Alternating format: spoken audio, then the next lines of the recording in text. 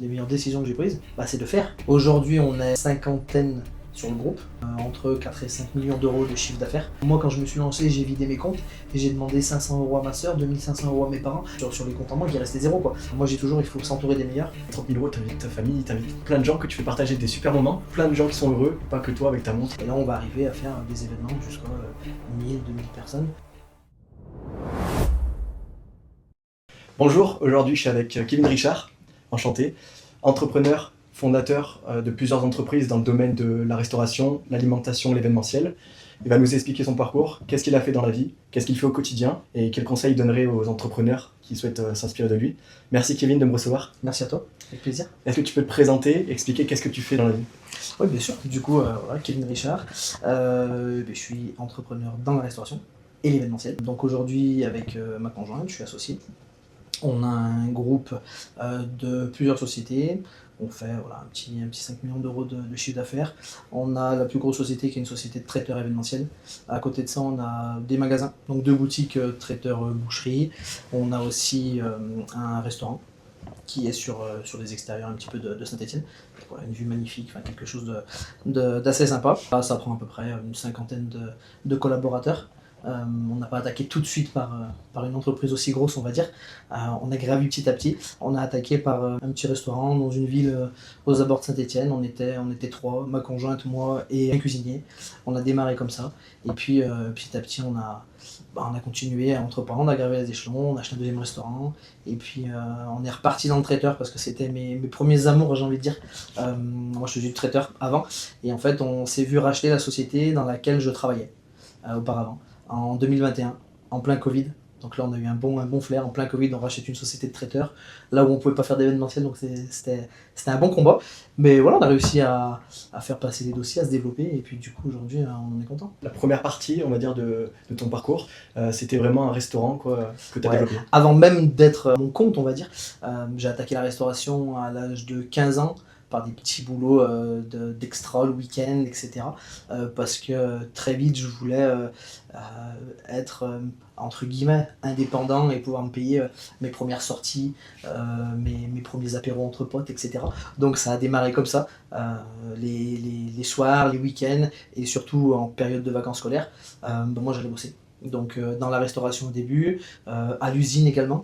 Donc c'est hyper formateur parce que quand je te garantis que tu bosses en usine quand tu as 16, 17, 18, 19 ans pour sortir, pour te payer une voiture, etc. Dans des usines, moi je faisais des saucisses, des merguez, etc. Donc tu attaques à 4h du matin, tu finis à 13h, t'as pas vu le jour et tu vois ce que c'est de vraiment travailler. Ça te donne envie de te mettre un coup de pied au cul et voilà, et d'aller créer, entreprendre. Et je suis tombé dans la restauration, j'ai aimé ça, j'ai fait un peu mes armes dans différents restos. Et puis j'ai découvert la partie traiteur parce que cette usine dans laquelle je travaillais a lancé une partie traiteur justement. Et du coup j'ai démarré, on va dire comme ça. J'ai adoré cette partie de restauration qui est un peu différente d'un restaurant justement. Où là il fallait se déplacer, aller chez des clients. Voilà, j'ai commencé à gérer des mariages, j'avais 19 ans. J'ai adoré ça et donc j'ai démarré comme ça dans une société.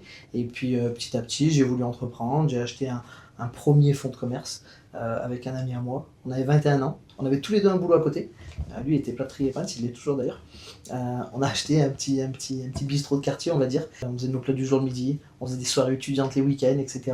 On bossait la semaine, le matin, le midi on allait vite dans notre resto. À 14h on repartait vite parce qu'on retournait bosser. Les soirs on réouvrait on réouvrait le bar. À côté de ça, le week-end, on ouvrait en première partie de soirée. Après, moi, j'allais travailler en boîte de nuit. On réouvrait en after. Voilà, ça a été ma première expérience entrepreneuriale, vraiment. Et où j'ai compris que mettre à son compte, fallait vraiment bosser. Mais d'un côté, c'était chouette parce que ça t'offre aussi de la liberté de faire ce que tu veux. Et ça a continué comme ça. On a réussi à le vendre. Et puis ensuite, je me suis lancé avec ma conjointe, que j'avais rencontrée auparavant en faisant des extras. Donc il y a toujours un chaînon qui s'est lié en fait à chaque fois. Ça c'était plutôt chouette. Et on a pris un premier restaurant, puis un deuxième, et on a continué comme ça. D'accord, félicitations pour ton parcours. Sur la partie événementielle, tu fais quel type d'événement? Tu travailles avec qui? Est-ce que tu as des partenaires? Comment ça se passe? On a pas mal de partenaires. Sur la partie événementielle, on est quand même assez large. Donc B2B ou B2C, vraiment les deux. Ça va du petit anniversaire, mariage, Et on a de gros partenaires comme G11 par exemple, qui gèrent plusieurs sites sur Saint-Étienne, où on est référent chez eux, et sur des parcs des expositions, des choses comme ça. Et là on va arriver à faire des événements jusqu'à 1000-2000 personnes. On est partenaire de Saint-Chamond Basket, du SCAB par exemple, où on fait toute la partie buvette à tous les matchs. Voilà, on a quand même quelques gros partenaires liés comme ça, et c'est important d'en avoir d'ailleurs.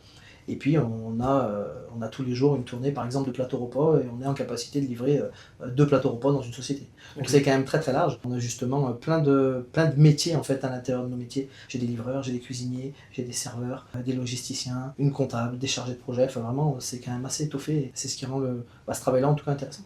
D'accord. Est-ce que tu peux nous parler du domaine du moulin? Ouais, Tu as commencé un peu à évoquer le sujet. exactement. Qu'est-ce que c'est? Le domaine du Moulin, c'est un restaurant qui est ancestral sur la région.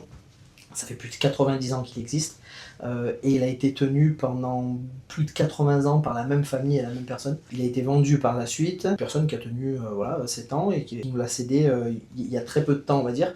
En fait nous on cherchait un lieu qui soit notre propre lieu pour faire de l'événementiel. On voulait pas forcément à la base faire de la restauration en restaurant propre, mais en tout cas on voulait notre lieu pour pouvoir être pas que traiteur, mais être hôte, accueillir les clients, les faire venir chez nous et vraiment créer l'événement de A à Z on va dire. Concours de circonstances, c'est un restaurant que je connaissais, on nous l'a proposé en fait à la vente, on a sauté sur l'occasion, on n'était pas forcément en recherche plus que ça, active, mais voilà, on nous l'a proposé, ça tombait bien, c'était plutôt intéressant pour nous également financièrement.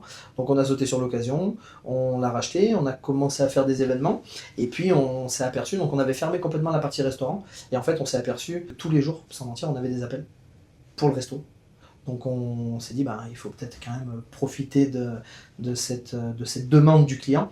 On va pas laisser fuiter du chiffre d'affaires, on va dire. Donc on a lancé une partie restaurant uniquement le midi pour l'instant, en semaine, du lundi au vendredi, où on fait une formule assez attractive avec un joli buffet d'entrée, des plats du jour qui changent à la semaine, avec des produits frais, comme on a l'habitude de travailler en fait sur la globalité de la structure et de la société. Ça a tout de suite plu, ça a pris. Donc on est plutôt content. Et là on est en réflexion, et normalement d'ici cet été, on devra encore agrandir cette plage horaire d'ouverture restaurant sur quelques soirs et sur les week-ends, samedi, dimanche. En tout cas quand on n'a pas d'événements et de privatisation. Puis comme le domaine est fait, en fait, il est plutôt bien fait. C'est-à-dire qu'on a un restaurant à l'étage, on a une immense terrasse de près de 600-700 mètres carrés qui donne sur les bords de Loire, et tu peux allier ton service restauration avec un événement, que ce soit particulier, professionnel, etc. Donc ça va nous permettre d'aller chercher une croissance de chiffre d'affaires qui est quand même assez importante. On est sur l'achat des murs de ce domaine aussi. Donc voilà, ça va permettre d'asseoir une rentabilité, une bonne rentabilité. D'accord, bon, très bon projet. Bon projet, ouais. Un projet très sympa. Tu as aussi 2 autres boutiques, tu as 2 boucheries, Exactement. et tu as aussi un magasin, une autre boutique qui va ouvrir prochainement sur Saint-Étienne. Tout à fait. Épicerie, restauration? Exactement. En fait, on avait déjà 2 points de vente sur Saint-Étienne. On a malheureusement un point de vente qu'on a dû fermer. On était dans les halles de Saint-Étienne. Les halles ont fermé, donc on a été contraint de fermer ce point de vente-là. Et on en avait un autre, mais qui était un point de vente assez petit en termes de surface commerciale, en plein centre-ville. Et donc, sur ce point de vente-là, on n'a pas la possibilité de faire de la restauration sur place. Et c'est du coup ce qu'on avait en complément avec les halles. Et c'est ce qui nous manque au jour d'aujourd'hui. Donc on a décidé de fermer ce point de vente-là pour se concentrer sur, entre guillemets, un changement de lieu. Ça y est, on est content, on a trouvé notre lieu, il est très bien placé, et en face de la gare, donc c'est chouette. On a 150 mètres carrés de surface commerciale, et donc là on va pouvoir justement réaccueillir les clients comme on pouvait le faire au Hall. On va faire de la restauration sur place, et puis on va élargir une gamme épicerie fine, cave à vin, qui est intéressante et qui complète bien notre offre traiteur, on va dire. Donc je pense que voilà, ça va être bien pour la clientèle, parce qu'on était aussi attendu par cette clientèle qu'on avait, et en fermant, qui nous cherchait, on va dire. On avait à cœur aussi nous de rester dans Saint-Étienne, parce que voilà, on est ancré quand même sur cette ville. On a des marchés, des appels d'offres avec la ville de Saint-Étienne, avec la métropole, etc. Donc c'était aussi logique de rendre l'ascenseur et de dire on reste quand même en plein centre de Saint-Étienne, et on réouvre un commerce, quoi. Donc voilà, on est content, ça devrait ouvrir d'ici le mois de mars ou avril, je pense. Donc ça c'est le nouveau projet. Et puis à côté de ça, on a deux boucheries traiteurs. Donc on est sur les extérieurs de Saint-Étienne. On a la première à Roche-la-Molière, la deuxième à Aurec. Et pareil, ça s'est toujours fait en fait d'opportunité. On n'a pas cherché à devenir boucher. Mais Roche-la-Molière, je passais tous les matins devant cette boutique qui était fermée parce que je pose ma fille à l'école 20 mètres plus loin. Et moi, j'habite très proche, j'habite à 3 minutes en fait. Et donc tous les matins, je passais devant cette boutique qui était fermée. Je connais bien cette rue, il y a des beaux commerces. Je me disais, c'est pas normal, il faut réouvrir quelque chose. À la base, moi, je voulais ouvrir une boutique traiteur, mais c'était une boucherie. Et on est allé à la vente aux enchères. On a eu cette boutique du coup aux enchères. Et on s'est dit, bah, en fait, pourquoi pas se lancer sur ce qu'il y avait depuis, je crois que ça fait plus de 50 ans qu'il y avait une boucherie en fait ici. Et donc c'est parti comme ça. On a ouvert notre boucherie traiteur. On s'est associés, on a trouvé des superbes équipes en termes vraiment de boucher parce que c'est un vrai métier à part entière. Et on a des superbes équipes là-dessus et c'est très chouette. Et le fait que cette boutique fonctionne, on a été appelé par la mairie d'Orec 2 ans après en nous disant, bah, notre boucher part. On en cherche un nouveau. On sait que vous n'êtes pas très loin, que vous avez une belle boucherie, que ça fonctionne. Si ça vous intéresse, on a un local à vous proposer. Et voilà, vous pouvez implanter votre magasin ici. Donc pareil, on n'était pas du tout en recherche. Mais en fait, je suis toujours quand même ouvert aux opportunités. Donc quand on me les propose, bon, en tout cas, je vais les consulter. Des fois, je dis non, souvent d'ailleurs. Mais quand ça fait du sens, eh ben, on n'hésite pas, on réfléchit pas trop et on y va. Je pense que c'est un petit peu le propre aussi de l'entrepreneur, d'être audacieux. Donc on y allait. Et ça fonctionne bien, on est plutôt content. Donc voilà, maintenant on a deux boucheries traiteur. Ok, donc c'est plus l'opportunité qui t'est tombée dessus, qui était à tes Exactement. pieds. Est-ce que tu as pour ambition de développer tout ça en franchise? Pour l'instant, c'est pas une ambition à l'heure actuelle. Ce qu'on veut au jour d'aujourd'hui, c'est vraiment asseoir les bases de la société, la structurer. On a entamé une phase, on va dire il y a 2 ans. On a un directeur financier qui nous a rejoint en tant qu'associé sur le groupe. Parce que voilà, on sentait qu'on avait un besoin de structuration quand tu grossis. Nous on était tous les deux avec ma conjointe. Moi j'ai toujours, il faut s'entourer des meilleurs, et en tout cas meilleurs que nous. Mes bouchers sont bien meilleurs que moi pour dépecer une bête, et heureusement. Mes cuisiniers sont bien meilleurs que moi pour cuisiner, et heureusement. Et sur cette partie administrative et financière, on avait besoin justement pour structurer de quelqu'un de bien meilleur que nous et bien meilleur que moi. Et mon associé est bien meilleur que moi sur sa partie à lui. Je pense que ça c'est ultra important en une équipe en fait. Donc là on est en train d'asseoir ces bases et je pense que c'est très important pour justement vouloir développer. Et après on sera en tout cas les mois et années qui arrivent ouverts encore aux opportunités. Mais après pourquoi pas, j'ai des amis qui sont dans la franchise et du coup qui pourraient me guider là-dessus si jamais c'était la volonté. Pas à l'heure actuelle, mais en tout cas on est fermé à rien. Ouais. Ce qui est impressionnant, c'est que tu as pas mal d'entreprises, étant donné que tu es quand même assez jeune. Comment tu fais pour piloter, pour gérer tout ça en même temps? Bah, je pense que c'est ce que je viens de dire, j'en reviens toujours aux personnes qui nous entourent. On est bien entouré. Donc moi, voilà, je suis avec ma conjointe associée depuis les débuts. Là, comme je disais, une personne qui nous a rejoint. Et puis on a toujours essayé de créer une hiérarchie en faisant monter en compétence des personnes qui sont au sein de la société, des personnes en qui on a confiance. On délègue pas mal de travail. Et je pense que c'est vraiment la base. Si on veut se développer, de toute manière, il y a un moment donné, à deux, on ne peut pas tout faire. Et au jour d'aujourd'hui, à deux, on ne peut pas gérer un restaurant, 2 boutiques, 120 mariages par saison, et les multiples prestations qu'on a. Donc il faut très bien s'entourer, il faut leur faire confiance. Et nous, je pense qu'il faut être en fait le chef d'orchestre de tout ça et de ces équipes. On essaye de faire en tout cas du mieux que possible, avec certainement des fois les défauts qu'on a et les erreurs qu'on peut faire, mais c'est aussi en faisant des erreurs que tu apprends, justement. Moi, je pense que je suis le premier à en faire, et j'en fais peut-être beaucoup plus que certains, mais c'est ce qui me permet d'avoir aussi peut-être beaucoup plus que d'autres. Il faut se lancer, il faut y aller. Et puis c'est souvent quand on est au pied du mur ou dans la difficulté que là on trouve la solution et qu'on arrive voilà, à en faire une belle réussite. Je pense que ouais, vraiment c'est de très bien s'entourer et de savoir déléguer. On sait que la chose sera peut-être pas faite comme on l'aurait fait de nous, mais par contre, tant qu'elle est bien faite et que ça convient au client et que c'est rentable pour la société, ben en fait c'est ok. Et il faut se l'entendre dire. Voilà, quand moi je vais sur une prestation et que je gère moi-même un mariage, je le gère pas comme ma femme, je le gère pas comme mes maîtres d'hôtel. En finalité, c'est pas ce qui est très grave. Il faut que ce soit bien fait, que le client soit content et que la rentabilité soit là. Donc je pense que déléguer c'est ça et c'est ultra important d'être bien entouré.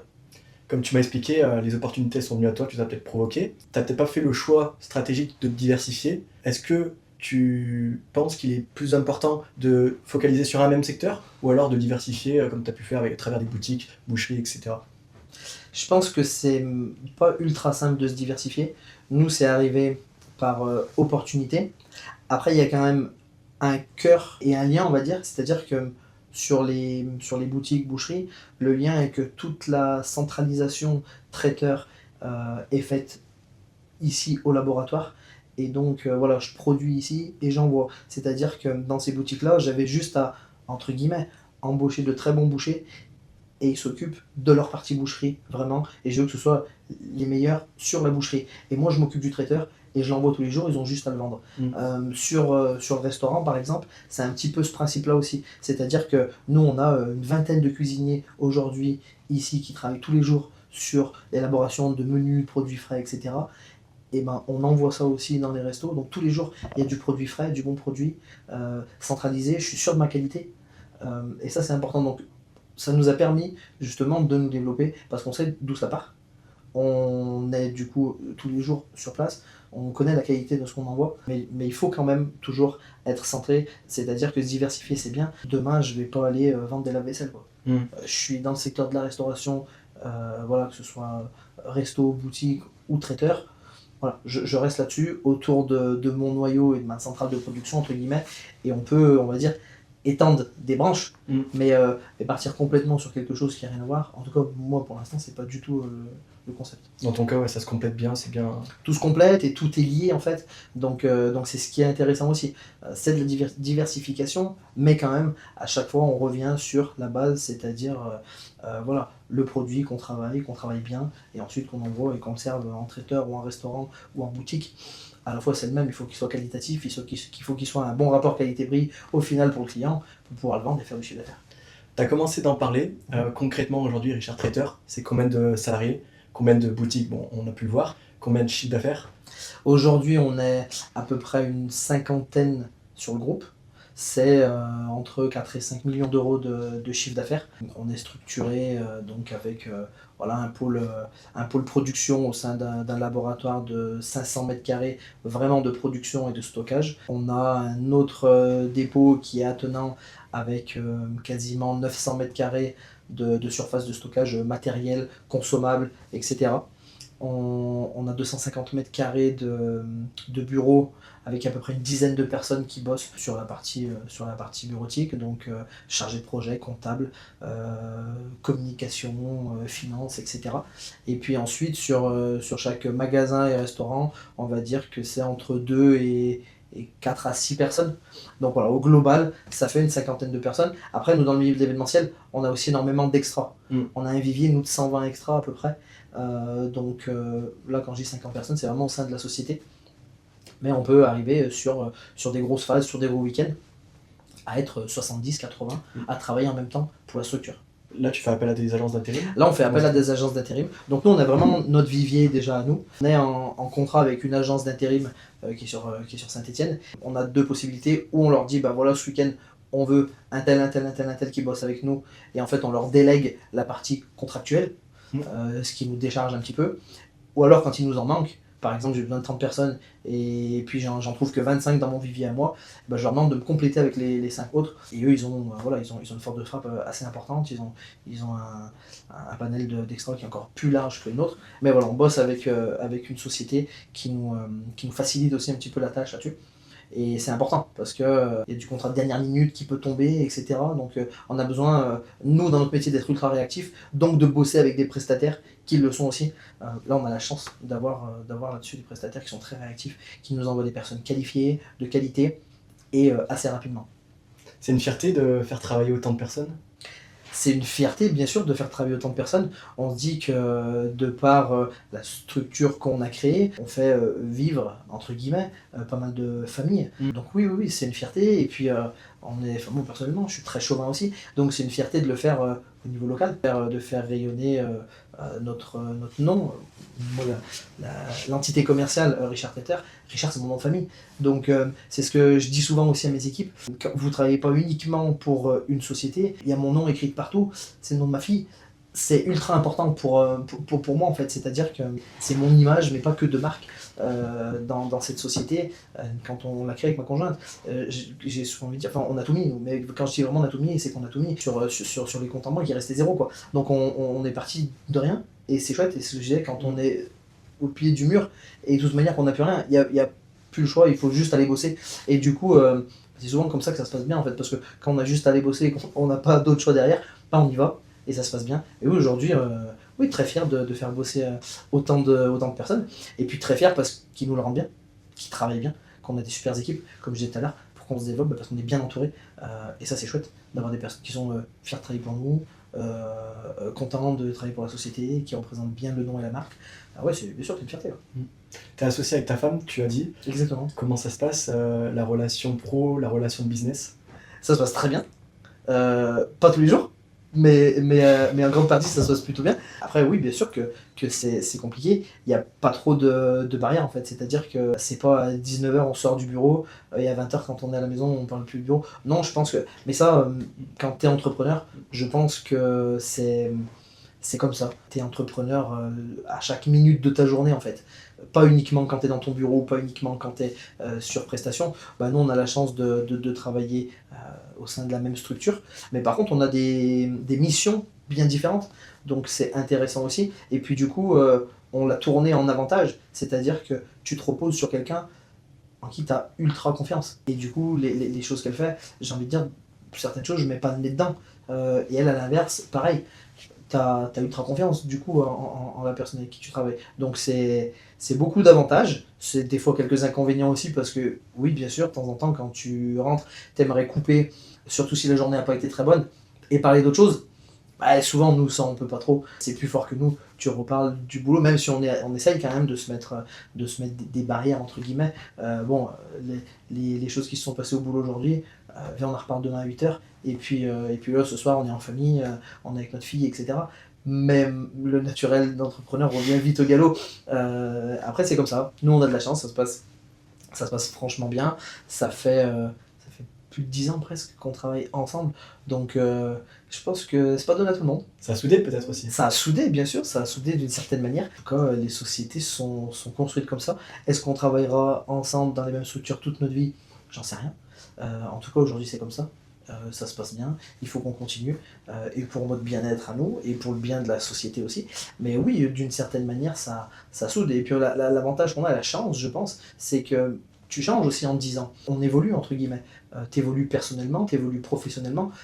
Nous, on a la chance d'évoluer, mais d'évoluer quand même toujours avec la même vision et les mêmes envies. Donc je pense que c'est ce qui aide aussi à continuer à travailler ensemble, en grande partie en phase sur ce qu'on fait, que ce soit les développements, que ce soit les décisions, pas sur toutes bien entendu, mais ça c'est humain aussi. Puis déjà un homme et une femme, c'est quand même bien différent, donc on peut pas être à 100% à fond et d'accord sur tout, mais même avec mon associé, c'est ce qui fait la force en fait de la société. Prends les idées de chacun aussi, et potentiellement des fois ton idée à toi c'était pas la meilleure, et donc le fait d'être associé ça te permet cette remise en question on va dire permanente. D'accord. Comme tu disais, dans ton parcours, même un entrepreneur, il prend des risques. Au début, tu as commencé, tu as vidé tout ton compte en banque, tu es parti de zéro. Bon, le risque, il a été payé, mais bon, il y a du travail derrière. Est-ce que durant ton parcours, il y a eu des moments un peu plus difficiles, des années, on va dire, où les étoiles elles étaient peut-être moins alignées? Je pense aussi à l'année du Covid, qui a fortement touché la restauration. Comment tu l'as vécu, toi? Il y a eu plein d'années comme ça. Et je pense que c'est le propre de l'entrepreneur. Le premier business que je lance, je parlais du petit resto de quartier avec mon associé, on n'y connaissait mais vraiment rien dans les affaires. Enfin, je savais même pas monter de société. Alors oui, tu vas avoir un avocat, un comptable, etc. Ok, c'était tout nouveau pour moi personnellement. 21 ans. On rachète un fonds de commerce. Et puis je crois que 6 mois après, il n'y a pas de trésor. Et on est obligé de retourner voir la banque pour aller, on parle de petits montants, hein, mais pour aller réemprunter 6 ou 7 000 euros. Donc déjà, tu viens de te lancer. Moi, quand je me suis lancé, j'ai vidé mes comptes et j'ai demandé 500 euros à ma soeur, 2500 euros à mes parents. Enfin vraiment, j'avais rien, j'avais plus rien, j'ai tout mis. Et j'ai dit, bon bah maintenant, il faut que je rembourse la banque, il faut que je rembourse ma mère, mon père, ma soeur, etc. Donc oui, là, il faut y aller bosser, t'as pas le choix. Et puis 6 mois après, tu te dis, ah ben, il n'y a plus de trésor, qu'est-ce qu'il faut faire? Il faut retourner voir la banque pour refaire un petit crédit. On l'a fait. Avec mon associé, on y allait. Au final, ça a payé. On a réussi à vendre, à plutôt bien vendre par rapport à ce qu'on avait acheté. On s'est déjà remboursé. On a remboursé la banque. Moi, ça m'a permis de rendre l'argent à ceux qui me l'avaient prêté de ma famille. Et donc ça, c'est déjà chouette. C'est une première fierté. Et puis, tu te lances dans une nouvelle aventure. Et donc là, un premier crédit un petit peu plus important. Ça marche plutôt bien. On réouvre un deuxième restaurant. Ça marche plutôt bien aussi. On est content. On tombe en plein Covid. Là ça fait mal, on tombe en plein Covid, donc on sait pas trop où on va aller. On venait tout juste de lancer l'activité traiteur en parallèle de nos restos. Et ce qu'on faisait, c'est qu'on produisait à l'intérieur d'un de nos restaurants qu'on avait décidé de mettre en location-gérance parce qu'on voulait en garder qu'un seul. Et on voulait repartir dans le traiteur parce que c'était entre guillemets nos premiers amours. Et donc on tombe en plein Covid, on fait plus rien, on se dit mais on vient de lancer la marque, donc pour la faire connaître, si des gens en arrêtent, c'est compliqué. Et un soir je rentre chez moi et j'ai à ma femme, j'ai une super idée, on vient d'acheter une maison. Je lui dis on va aménager notre garage, on va faire un laboratoire dans le garage, et je vais faire venir un container maritime, on va faire une chambre froide dedans, et on va produire le traiteur d'ici. Je ne sais pas comment elle m'a regardé. J'avais deux employés à cette époque qui sont toujours chez nous. Et d'ailleurs, une de ces personnes-là est aujourd'hui sur les magasins associés avec nous. Qui m'ont dit t'es complètement fou. Mais par contre, on l'a fait. Et c'est ce qui a permis de, entre guillemets, au début, sauver la marque, la société. Du coup, on payait pas de loyer. Enfin, moi, je payais le loyer de chez moi, mais j'avais pas de loyer de local, etc. On a commencé comme ça, on était 4. Et puis, 8 mois après, toujours en plein Covid, je reviens les voir et je leur dis j'ai une super idée. On va racheter le plus gros traiteur de Saint-Etienne, qui s'appelait Gara Traiteur. Donc, la société dans laquelle on avait travaillé avec ma femme. Et ils me disent mais toi, t'as toujours plus des idées à la con, quoi. Et on est parti dans cette idée, puis moi quand j'ai une idée en tête, il faut aller au bout. Après, ça fait ou ça fait pas, mais en tout cas, il faut essayer. On a monté le projet il était quand même ambitieux, mais cohérent. On a été rencontrer les banques, on a pris bâche sur bâche. Vous voulez acheter le plus gros traiteur de la Loire, et en ce moment, on sait pas où ça va aller. De toute manière, on peut pas faire d'événementiel, pas faire de réception, les restaurants sont fermés et tout. Bah, non, monsieur. On a fait 1, 2, 3, 4, on a essayé, et puis on a un banquier qui a cru, je pense, plus en nous qu'au projet. On a réussi à le financer, et on est passé de 4 dans mon garage à un bâtiment de 500 mètres carrés avec 32 employés. Et toujours pareil, des crédits sur la tête, et allez, c'est parti, il faut y aller. Et là, pour la première fois, entre guillemets, on a aussi allié l'investissement immobilier, parce qu'on a acheté non seulement la société, mais c'était primordial pour moi, c'était aussi d'acheter les murs. Et donc on a commencé aussi à allier justement cette partie immobilière, et on a continué là-dessus. Aujourd'hui, on a presque triplé la superficie de notre laboratoire stockage, entre guillemets, triplé les bureaux également, toujours en achetant l'immobilier lié avec ces agrandissements. Et voilà, ça nous a permis du coup de se développer. Mais oui, on a toujours été dans des difficultés. Mais c'est potentiellement, à mon avis, dans la difficulté que se crée la meilleure opportunité. Et du coup, que potentiellement tu peux créer ta plus belle réussite, entre guillemets. Par contre, c'est un travail de tous les jours, ça continue. Aujourd'hui, 50 collaborateurs, c'est pas facile tous les jours, mais c'est aussi ce qu'on a voulu, donc il faut le faire, il faut être là. Mais je pense que tout entrepreneur est lié à des difficultés et à des échecs, entre guillemets. Il faut juste les accepter, les comprendre, savoir pourquoi tu as échoué ou pas réussi, on va dire, et se remettre en question, ça c'est ultra important, et continuer à avancer. Tous les jours, se relever, continuer à avancer, avoir des idées. Des fois aussi réussir à se faire calmer, parce que des idées, moi je sais que des fois j'en ai trop. Et encore une fois, l'avantage d'être entouré, d'avoir des associés. Attends, ça on va peut-être le faire autrement, ça va peut-être pas tout de suite, etc. Donc, oui, je pense que c'est un passage obligé, les difficultés et l'échec à mon avis. Au final, on voit que c'est vraiment ce qui t'anime. C'est dans le parcours que tu as vraiment l'épanouissement, c'est là où tu es heureux quoi, durant le parcours. Donc, Ouais, exactement. Souvent, ce qu'on voit chez plusieurs entrepreneurs, on a des difficultés, mais le parcours est beau. On veut atteindre un objectif, et puis une fois qu'on l'atteint, c'est bien, mais on cherche un autre challenge. C'est un petit peu comme je veux une belle voiture, tu fais tout, tu travailles dur, tu fais tout pour l'avoir, etc. T'arrives à te l'acheter, et puis c'est pas là où t'es le plus content. Parce qu'après tu l'as, tu sais que t'as réussi à le faire, c'est bien, c'est cool, et au final ensuite tu la vends. Je pense que c'est arrivé à la plupart des personnes que je connaisse, moi également. Et je parle de voiture, ça peut être une montre, ça peut être je sais pas, ça peut être des vêtements, ça peut plein de choses. Mais en fait, oui, je pense que le parcours est toujours plus stimulant que le but final, parce qu'une fois que tu es arrivé, tu t'en mets un autre. Et donc le parcours des fois est semé d'embûches, mais oui, il est en tout cas plus formateur et plus intéressant que vraiment la ligne d'arrivée. Ça me faisait rire parce que c'est un sujet que nous on aborde entre nous, on aborde vraiment souvent ça. Ouais. Et dernièrement, c'est ce que je disais en fait. Nous là on veut les Rolex, on veut les voitures, on monte notre entreprise, on veut tout. Et au final, moi ce que je disais, c'est que en fait tu as acheté une Rolex, après tu as acheté une Richard Mille, tu vas acheter une deuxième, une troisième, après tu as acheté une maison, une plus grande. Et au final, tu vois, tout cet argent, toi t'es heureux, le vendeur il est heureux, la femme du vendeur elle est heureux parce qu'elle va au cinéma, au restaurant. Exactement. Et je me dis, mais si cet argent là, si par exemple 30 000 € dans une montre, tu le gardes. Soit tu le réinvestis, ton concurrent lui va dépenser, toi tu le réinvestis, ou alors même avec 30 000 euros, tu invites ta famille, tu invites plein de gens que tu fais partager des super moments, et au final, il y a plein de gens qui sont heureux, et pas que toi avec ta montre au final, quoi. C'est ça, exactement. Et de toute manière, ça, je pense que ça va aussi dans le processus. En 10 ans de parcours entrepreneurial avec ma conjointe, on évolue dans le même sens, et c'est chouette. À 20 ans, 25 ans, tu as peut-être plus envie de cette partie-là, je veux la belle montre, je veux la jolie voiture, etc. Parce que tu as envie de te prouver et de te dire, une fois que j'ai réussi, j'y suis arrivé, et on est passé par là, je suis passé par là. Au jour d'aujourd'hui, j'ai plus envie de me créer des souvenirs en famille. Ça va peut-être coûter le même prix, mais je préfère partir en voyage que acheter une montre. Je préfère faire un joli week-end qu'avoir un joli t-shirt d'une grosse marque et qui coûte un SMIC. On a tous fait ces bêtises, entre guillemets. Je pense qu'il faut y passer. C'est comme ça, c'est aussi le processus d'évolution, de développement de l'entrepreneur. Et c'est la maturité aussi, peut-être, de l'âge. Aujourd'hui, moi j'ai 35 ans, on est encore jeune, mais c'est sûr qu'à 35 ans, tu veux pas forcément ce que tu veux à 20 ou 25. Et heureusement d'ailleurs. Mais tout le monde passe par là.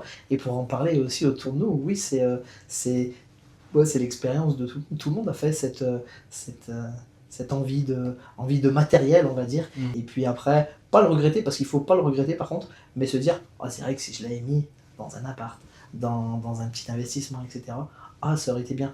Oui, mais il faut pas aussi gâcher le plaisir des dures heures de labeur et de travail. Il y en a besoin aussi pour justement continuer. Parce que quand tu t'achètes ta belle voiture, eh ben, tu sais que c'est tout ce qu'il y a derrière qui paye. Après, si tu veux la garder un an et la revendre, bah, très bien, mais tu t'es fait ce plaisir-là quand même, tu as réussi, tu l'as pas volé. Et si par la suite tu préfères investir dans un appartement ou payer des voyages à ta famille, ça peut être aussi chouette. Et c'est l'évolution qui fait ça. D'accord. Ouais, je pense qu'il faut quand même se faire plaisir. C'est toujours modéré, hein, comme tout de toute façon. Faut se faire plaisir. Et puis après, au début, tu te fais plaisir que toi. Après, tu fais plaisir à toi et ta famille. Ouais, c'est important, hyper important. Pour revenir à ton entreprise, ces dernières années, il y a eu des facteurs économiques qui ont fait que le coût des matières premières, elles ont augmenté. Enfin, du coup, tu es forcément impacté. Tes clients, ils cherchent toujours à avoir une qualité et un service irréprochable, sans pour autant payer plus cher. Tout à fait. Comment toi, tu t'adaptes face à ça ? Ça, c'est la partie la plus dure, je pense, dans notre métier. On a été ultra impacté financièrement au niveau des coûts d'achat de matières premières. Et puis en plus, sur la partie food restauration, avec tout ce qu'on voit sur les réseaux sociaux ou sur les chaînes télé, etc., au jour d'aujourd'hui, les top chefs, toutes ces choses-là, chaque client, c'est pas méchant ce que je veux dire, mais se prend pour Bocuse, quoi. Donc c'est de plus en plus dur de réussir à garder une qualité de produit avec un prix ultra attractif. Moi, pour donner un ordre d'idée, cette année à Noël, j'ai baissé le prix de vente de mon foie gras par rapport à l'année dernière. Pas forcément dans l'ordre des choses, normalement l'inflation va, mais j'ai réussi à mieux acheter parce que j'ai mieux négocié, parce que j'ai pris peut-être plus de quantité, etc.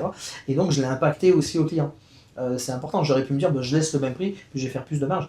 Mais je suis plutôt parti du principe que je reviens entre guillemets à des standards un peu plus abordables dans une économie qui est en difficulté, pour essayer de montrer aux clients qu'on peut se faire plaisir, que ça ne coûte pas forcément plus cher, qu'on n'est pas obligé d'aller mal manger, d'aller manger en grande surface, etc. Nous, cette année, pour Noël, on a lancé un menu à 19,90 €. Tu avais une sauce champagne, tu avais du saumon en entrée, etc. Enfin voilà, pour justement aller un petit peu concurrencer cette malbouffe, entre guillemets, mais à un prix abordable.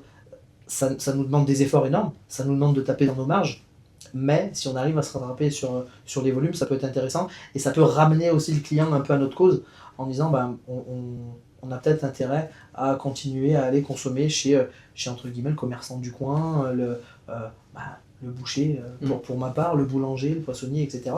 Mais c'est dur, c'est un travail de tous les jours, c'est bien sourcer son produit, c'est bien le négocier, c'est nous essayer de travailler sur du volume pour proposer aux clients le meilleur rapport qualité-prix. Mais ces dernières années, ça a été aussi rogner sur la marge, sans trop rogner non plus, parce qu'une société, il faut quand même que ce soit rentable pour se payer, et surtout payer tous les collaborateurs et les investissements qu'il y a derrière.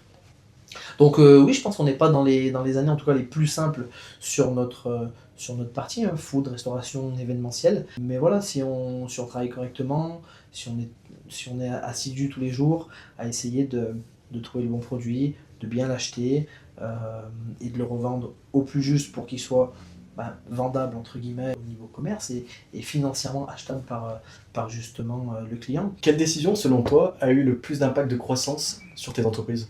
Je pense qu'il y en a plusieurs. Je pense que les décisions de s'entourer et de s'associer de bonnes personnes au bon moment nous a aidés. En fait, les meilleures décisions, c'est de se lancer. C'est-à-dire que, ok, il faut analyser, ok, il faut passer un petit temps à réfléchir, mais de toute manière, t'évolues pas si tu te lances pas. Euh, Si j'ouvre pas ma première boutique, je vais pas forcément croître mon chiffre d'affaires. Si je me lance pas dans la deuxième, je ne double pas mon chiffre d'affaires, ou en tout cas pas aussi facilement. Je pense qu'il y a vraiment que dans l'action que tu fais évoluer tes sociétés et ton business. Il faut se lancer. Bien sûr que l'étape analyse, elle est importante, mais si tu analyses pendant 20 ans, tu créeras rien. Donc il y a un moment donné où il faut y aller, plutôt y aller avec le parachute quand même, mais il faut sauter. Et à mon avis, les meilleures décisions, c'est de franchir le cap et de dire allez, ok, on y va. Il y a encore des zones de flou et des ombres dans ce qu'on lance, mais en grande partie, on sait où on va, on a ciblé les choses les plus importantes, et pour le reste, on verra sur le terrain. Et de toute manière, même si on avait tout ciblé et on avait tout imaginé, personne n'a imaginé un Covid. Donc voilà, il faut se lancer. La meilleure chose, vraiment, c'est de te lancer. Les meilleures, en tout cas, je pense, les meilleures décisions que j'ai prises, c'est de faire. C'est de dire, allez, on y va, on fait ça comme ça. On a bien réfléchi, on pense que c'est la meilleure des solutions. Et puis si une fois qu'on est dedans, on voit qu'il faut réajuster, rééquilibrer et remettre le curseur à certains endroits, on le fera. Et de toute manière, on n'aura plus le choix, on sera dedans. Donc je pense que la meilleure décision, c'est faut y aller. Même si quand même tu te retrouves en échec, tu auras toujours ressorti le meilleur que ce que tu étais au début, quoi. Exactement. Et puis tu auras appris. Je disais tout à l'heure, on apprend beaucoup dans l'échec. Tu apprends plus dans l'échec que dans passer ton temps à analyser ce que potentiellement ça pourrait faire. Je pense que te lancer et de toute manière être dans le bain, c'est le meilleur apprentissage possible. Moi, il y a une des sociétés, juste sur la fin du Covid, que j'ai été obligé de liquider. C'est comme ça. Elle marchait bien, c'était un des deux restaurants. Il tournait bien avant, ça faisait du chiffre d'affaires, ça faisait 6, 7, 800 000 euros de chiffre d'affaires, et puis au final, on a eu trop de freins, on n'a pas réussi à le relancer. Moi, je m'étais relancé sur d'autres structures, ça m'a appris beaucoup de choses, parce que aussi j'avais fait des erreurs. Et donc, on n'a pas réussi à le relancer, on l'a liquidé, on était caution personnelle, je paye aujourd'hui encore mes cautions, c'est comme ça. Mais en tout cas, j'ai appris plein de choses, et ça me permet de ne pas faire ces erreurs sur les business d'aujourd'hui. Si je l'avais pas fait, et si j'avais pas peut-être échoué là-dedans, peut-être que j'aurais fait les erreurs sur le business que j'ai aujourd'hui, qui en plus est plus gros, et donc potentiellement plus grave, entre guillemets. Voilà, on a fait, ça a bien marché un temps. Malheureusement, comme je dis, le Covid, personne était devin pour imaginer ce que ça allait tomber, et ce que ça allait faire derrière. Voilà, nous, c'est nous qui avons pris en plus la décision, cette société-là, de la fermer et d'aller la liquider, parce qu'à un moment donné, la branche pourrie de l'arbre, vaut mieux la couper, que ça te coûte un petit peu, plutôt que ça pourrisse tout l'arbre. Et nous, on a cette vision-là. Et voilà, ça nous a entre guillemets plutôt réussi, parce que le fait de couper ça, tu as aussi ton cerveau qui se recentre sur tes structures qui fonctionnent. Et du coup, tu laisses un petit peu tes problèmes de côté. Et tu deviens en fait, tu redeviens plus performant. Oui, ça a coûté un peu d'argent, c'est comme ça. Mais si t'es pas prêt à en perdre, je suis pas sûr que tu puisses en gagner énormément. Tout à l'heure, tu me disais l'importance pour toi de bien recruter, de recruter des personnes compétentes. Ouais. Il y a beaucoup d'entrepreneurs qui passent leur temps dans l'opérationnel. Comment toi tu t'organises pour recruter des personnes qualifiées, bien recrutées? Alors déjà, comme tout le monde, hein, on va dire qu'on fait un tri de CV, mais il n'y a rien de plus important que le terrain. Et nous, ce qu'on fait, c'est que moi, vraiment, j'essaye les personnes. Et puis, je préfère une personne qui a un bon savoir-être plutôt qu'un bon savoir-faire. Un savoir-faire, ça s'apprend. C'est-à-dire que moi, j'ai des personnes aujourd'hui qui sont qualifiées et qui peuvent faire évoluer une personne en compétences, en l'entourant bien, etc. Par contre, le savoir-être, ça, c'est beaucoup plus dur. Donc je préfère quelqu'un de moins qualifié, qu'on va pouvoir faire évoluer, mais par contre, qui a un super état d'esprit, qui a un super mindset, qui est ponctuel, qui arrive à l'heure, qui a le sourire. Nous, en tout cas, c'est la philosophie, Et je pense pas trop me tromper parce que j'ai en tout cas des exemples où des personnes qui sont venues, qu'on a pris et gardé dans la société, franchement, au premier abord, avec le CV ou avec le premier entretien, le premier discours, tu dis non et tu les prends pas. Mm. Clairement, tu les prends pas. Mais en fait, au final, c'est des personnes qui ont évolué, qui sont restées, des personnes qui sont encore là, ou certaines qui sont parties, mais qui sont restées de belles années. Et en plus, c'est encore plus une fierté quand t'as une personne qui évolue en compétences, qui est content d'évoluer en compétences, qui reste chez toi. Donc oui, moi je passe toujours par une phase de test, entre guillemets, et puis surtout sur le premier entretien, c'est le savoir-être plus que le savoir-faire. Mm. Ok, ça a du sens. C'est ma vision en tout cas. Pour finir, là on vient de passer une nouvelle année. Quels sont tes objectifs pour l'année 2026? Quelles sont tes ambitions pour les futures années? Objectif année 2026, on a passé quand même 2 années compliquées. On les a passées, on a surfé par-dessus la vague, donc déjà c'est bien. On se félicite de ça. Objectif 2026, stabiliser vraiment les bases sur lesquelles on est en train de travailler, digitaliser un petit peu plus certaines opérations, développer fortement la partie domaine du moulin et notre restaurant, et puis toujours rester ouvert à quelques opportunités. On a des projets un peu dans les tuyaux, mais qui pour l'instant resteront dans les tuyaux. Mais voilà, on est toujours ouvert, à du développement, à des projets. On en a en cours. On a une boutique qui va se lancer bientôt, donc c'est faire en sorte que ce soit une très belle boutique et puis qu'on retrouve voilà, la clientèle qu'on avait sur le centre-ville de Saint-Étienne. Et déjà, je pense qu'en faisant ça, l'année 2026 sera passée et passera vite. Et on verra, on va continuer sur la suite dans cette optique-là. Être ouvert à écouter les opportunités qui arrivent, continuer à structurer le groupe du mieux que possible, à le faire grossir encore. Et puis on verra jusqu'où ça peut nous mener. Continuer à travailler. Bon, je te souhaite que du positif. Merci beaucoup. Merci pour la valeur ajoutée, merci pour tout, pour ces conseils. D'autant plus que tu es super jeune, donc ça en dit long sur, Encore un petit peu, ouais, ça va. sur les prochaines années. Pour les personnes qui souhaitent accéder à tes services ou alors suivre ton aventure, elles peuvent te rejoindre où? Sur les réseaux, que ce soit Instagram ou Facebook, sur Richard Traiteur. Et après, vous trouverez tous les liens et vous pourrez nous contacter assez rapidement et facilement. C'est ma conjointe qui gère cette partie-là. Elle la gère bien mieux que moi, donc elle sera à même de répondre rapidement, il n'y a pas de souci. Bon, merci beaucoup. Avec plaisir, merci à toi.